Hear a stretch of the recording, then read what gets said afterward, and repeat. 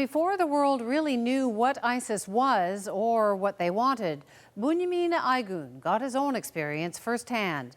The Turkish photojournalist survived 40 days with ISIS and opened up to the CBC's Neil Köksal about his experience as a hostage.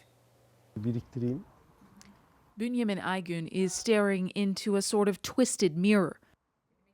He can watch, but more than a year later, he isn't ready to listen to the sound of his own stunned voice. He'd been capturing war zones, Syria included, for years through his lens, winning awards for it too. Aygün was among the first 3 journalists to get inside the country after war erupted there. And in November 2013, another story took him back to Syria. I was putting together a story about the Turkmen people in Syria, that they didn't have anything but olive oil and bread to eat. He was only going in for a few hours. I wasn't even going to stay overnight. But he didn't leave as planned. He says the lure of an even bigger story clouded his judgment.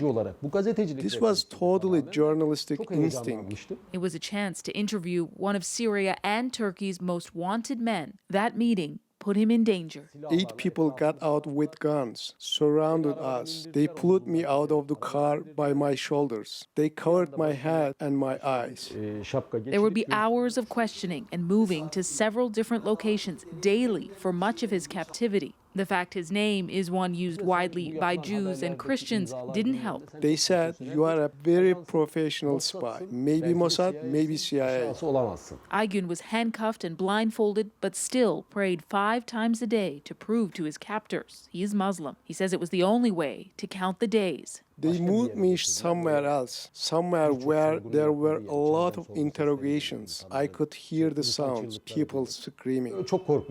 Still, he says he was lucky. The torture was mostly psychological, but there were physical threats he won't discuss publicly. His story started making headlines in Turkey. Aygün began feeling hopeful because of one of his guards, a man called Dayı, or uncle. He would loosen my handcuffs. He would bring me food and drinks. But even the kindest captor was ready to kill. They put a piece of chocolate in front of me, along with a Quran and a flashlight. "We are going to execute you tomorrow morning." Aygün was to be beheaded. They said the knife is holier. They use bullets on those they don't respect. Execution day came and went. No one came for him for 2 days. Aygün says he could hear a gunfight in the distance. On the 3rd day, a shock. Uncle was killed in battle. I uncovered my eyes, and Uncle was lying there. He'd been shot in the head. Weeks passed, and one day, armed men stormed the building. I thought, that's it. This is the team that's going to take me outside and shoot me.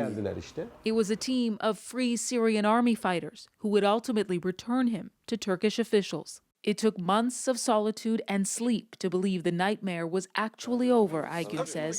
And now his camera is again his companion, his newspaper still like home. Would he go back? I would go back, but not where ISIS is. And his message to other journalists who his book is dedicated to: never stop going to war zones, he says, but remember. War zones do not tolerate mistakes.